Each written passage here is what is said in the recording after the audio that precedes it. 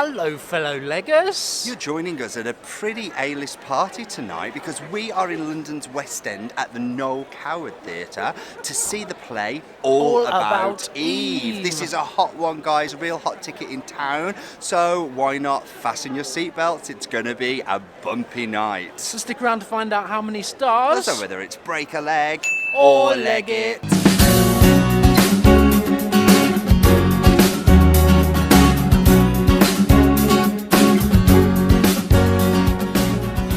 On a very bustly St Martin's Lane here in London's West End for this one. I'm quite excited. It's by one of my favourite but also hit and miss, slightly controversial directors. You love him but he lets you down. It's just like me really, isn't it, that in that sense? When he's good, he's really good. Yes, and when he's bad, he's horrid. For those of you who don't know All About Eve, it's adapted from the 1950 film of the same name, starring Bette Davis and Anne Baxter.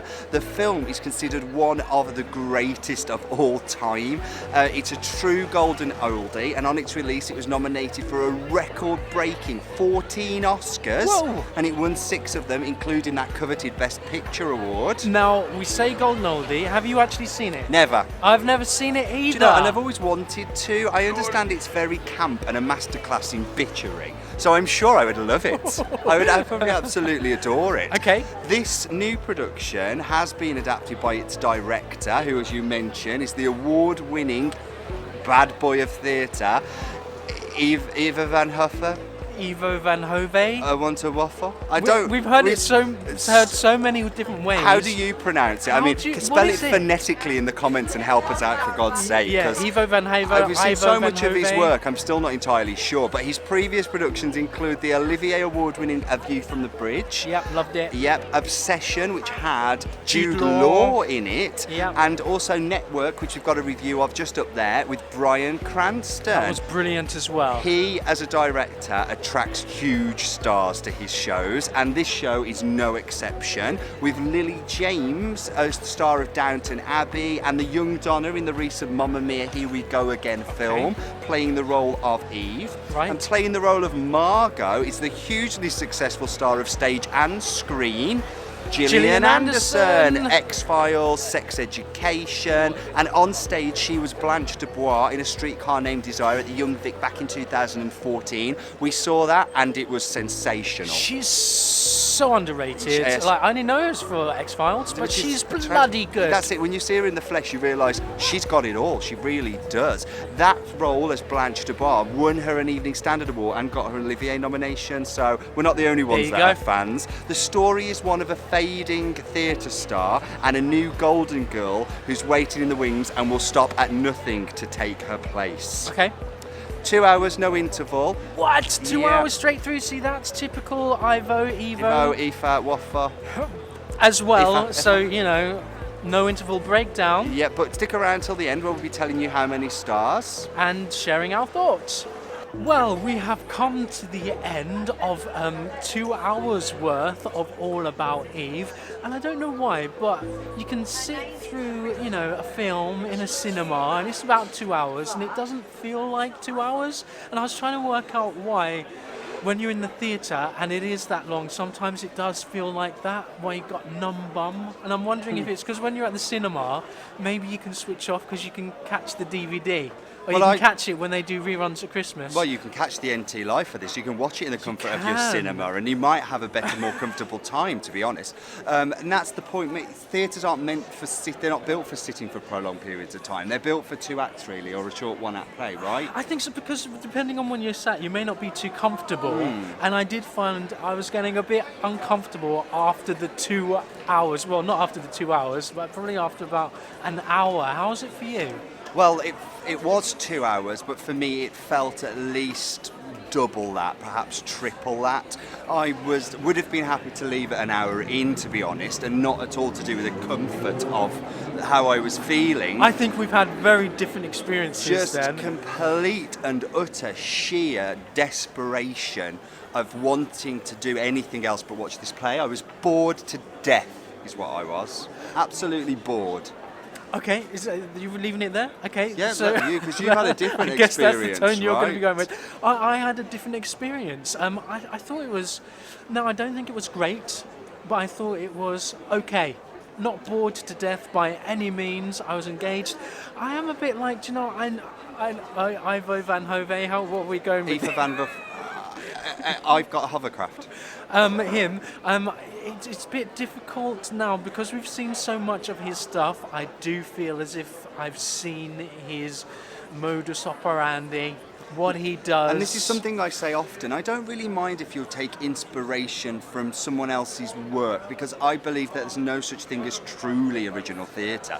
There's sort of improvements on a theme and rehashes of other things, but he's literally just doing what he does again, and I don't want to see it again. I felt at times this was actually more like 1984 than it was. Okay. He particularly with the his other cameras things. backstage. Yeah, with the fact that we couldn't Yeah. see, you know, we've been shown on screen what we couldn't see from the audience, from sitting in the audience. Which he first used in Network, I think. Yeah. And a bit in Lazarus as well. There was some camera work within that as well. But I'm starting to ask the question now, Ivo, is if you want to direct a film, why don't you bloody just direct a film, mate? No, who's stopping you? We've had so much cinematography in this that we may as well have just been staring at a screen for those 2 hours. You're definitely not going to get less from seeing this at your NTLive than you would if you were here, because it's a film on stage, and I don't know if I want to come to the theatre and see a film on stage, and particularly a film which apparently is fantastic, because this has not inspired me to go and see the original. Okay, so we've touched a little bit on Ivo's direction. What did you actually make of the story then? This is our first introduction to All About Eve as a narrative, as a plot. What do you think of the story? I like the idea, poorly executed here, but I liked the idea. I liked this sort of slightly sinister, ruthless woman, strong female character, would stop at nothing, and actually got the respect of some fairly ruthless men in the industry as a result of it. I liked that. I just thought it wasn't particularly convincing. The performances for me were lackluster at best, and I have seen Gillian Anderson give much more, particularly as Blanche Dubois in Streetcar Named Desire. I saw a bit of that character in this at times, particularly when she was drunk for obvious reasons. But Lily James, I thought was Are we moving on to dreadful. people now then? Yes. Okay. Do you want to talk? I'm just because it sort of flows into the same thing. Okay. So if I'm going to talk about how I thought the story, it was how it was portrayed by those actors. Okay, so and not brilliantly is what I would say. Story-wise, I think also it's an interesting story. I agree. It's the way it's told. I wasn't quite sure. Is this the character really as sweet as she is, because we believe her to be quite innocent, just fallen into where she has got to, and then slowly the seeds are kind of hinted at that actually she's quite sinister, and actually she has quite a lot of manipulation and control. Was there any shock? I get that. Were there any times where you didn't see it coming though? I wasn't sure. Not knowing the story, I thought, oh, this could be a potential way it goes, but I'm not quite sure where it's going to go. But it was an interesting story. I did find that quite interesting. Was you interested? Was it interesting? Within that, the characters, well, I thought were quite strong. The way there were, real bitter, twisted, understanding that vulnerability of a leading actress. I thought that was really well played, and how that can turn. Really nice writing within that, and understanding those roles and the vulnerability of a director as well.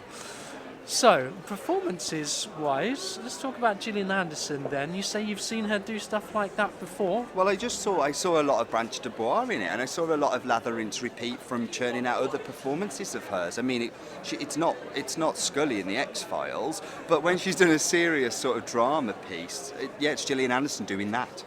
Whereas some actresses, I'm thinking of other actresses we've seen around here, that transcend into something else and become the character.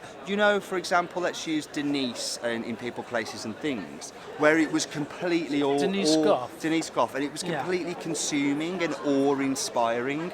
I didn't feel in awe of her acting capabilities. I thought she could have been any actress. Okay, I disagree, because she's a fantastic actress. I think this isn't a Blanche Dubois performance because it's not written like that. that performance is a very specific role, whereas she is the centre, and I guess there is echoes of that because this character was also drunk, and Gillian Anderson just plays a really bloody good, convincing drunk. She's amazing at that. Both and productions, she spent a lot of time in the bathroom. Yeah, and she's very good at playing that role and very bitter, which is 100 miles away from the X-Files completely. So the other female leads then. Yeah, Lily Eve. James in the role of Eve. I thought she was okay. I thought she was great. She was definitely going for okay. I think in terms of what you're saying, I don't think she was bad or anything along those lines. She held her own. I was convinced when she was playing innocent. I was intrigued as well when she then turned it on and had these kind of real manipulative moments. I think so. Sorry, basically, we'll talk about this. Gillian doesn't sign at the stage door. She signs in the foyer at the front, and everyone gets let in one by one. And I think everyone's just been told that. So there's been sort of a stampede, a la Lion King style, to the front of the building. But if you are coming here and you're hoping to get, she only signs tickets and programmes, but she does do it at the front in the foyer. So hang around the front, you'll be at the front of the queue, because everyone comes to the stage door and knows nothing. Top leggers bringing you the top tips. Top tips there. So, yes, I thought she was okay. Were there any other cast members that you enjoyed? I loved Monica Dolan as Karen Richards, the sort of older, interfering and caught up in things. She almost lets things get the better of her. Thought she was probably the highlight for me. Okay. I also liked the writer who writes in the newspapers, nice rich tone to his face. Yeah, he had a beautiful voice. Rashan Stone as Lloyd Richards. Oh, this is the writer. Yeah, he was in Ivo at the Hampstead that we saw. Okay.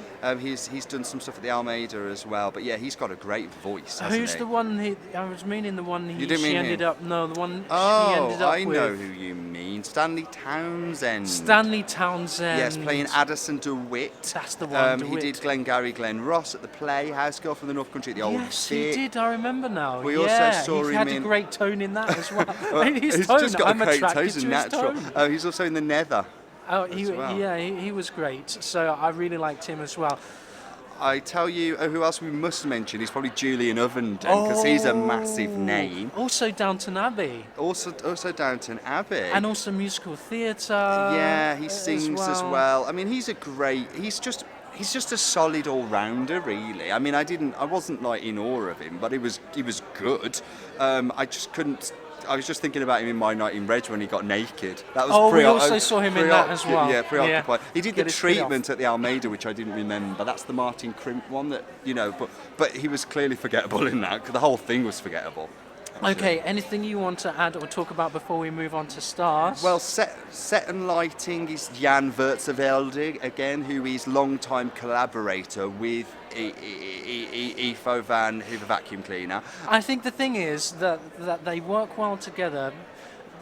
He works on minimalistic. He strips everything. He's a director's worst nightmare. I guess if you had a director's class when you were teaching young directors, whatever the tutor said not to do, he must have been on opposite day, because he does the opposite, pretty much. So it's stripped back, it's bare, you see everything, there's backs to the audience, which is, first time round, pretty revolutionary, but in terms of set, sometimes it can amplify a piece. I think A View from the Bridge, it really amplified the drama on the stage. But with this, I felt as if... It was distracting at times, I don't know how much it added to it. I don't know how much it brought to it for me. But hey, anything else apart from set and lighting? Music? Yeah, music we must mention the music actually, because there is a lot of underscoring. That's underscoring totally throughout, and it's an award-winner, Mercury Prize-winner PJ Harvey, who did the music for this. And again, it was what I expected of a production with this creative team. Okay. Nothing more. Nothing more. It's No. just what we come to expect. Well, I guess you're probably wondering how many stars we are going to give All About Eve, playing here in London at the Noel Coward Theatre. For All About Eve, we are going to give 2. 2 stars for this piece. I would have left had there have been an interval. Okay, I was I enjoyed the story. I enjoyed seeing Ivo van Hove work. It was again. Please tell us how to pronounce that because we want to get it right. Really, we do. Ivo van Hove, Ivo van Ivo Hove. van Hove? Hove, yeah. Maybe. It's just probably really disrespectful, Yeah, isn't it? probably. We apologise. This is we don't really mean disrespectful. it's us, not you. It's us. It's Sorry. not you. So we're sorry for being disrespectful.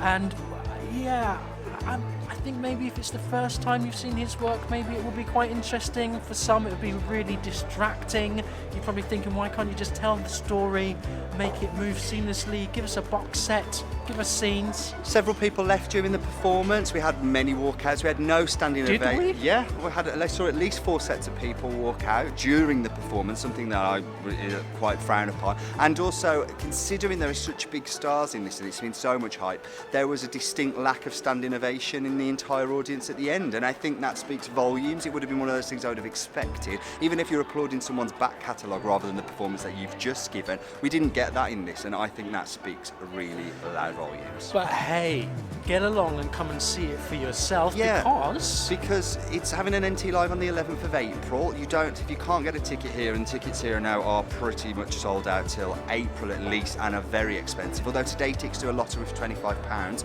But if you're gonna hit the NTLive, I wouldn't feel too bad about not being in the actual theatre, because like I say, we can't see a lot of it in the theatre anyway. We're sat there and it's all going on off stage and you're watching it on a screen, so it's going to work really well in that setting and potentially be more comfortable than the theatre. And when you do see that, please let us know your thoughts, what you thought. Comment below, let us know, because that's just what I think. And it's just what I think, but we're the Breaker-Leggers. And we'll catch you again soon. Bye.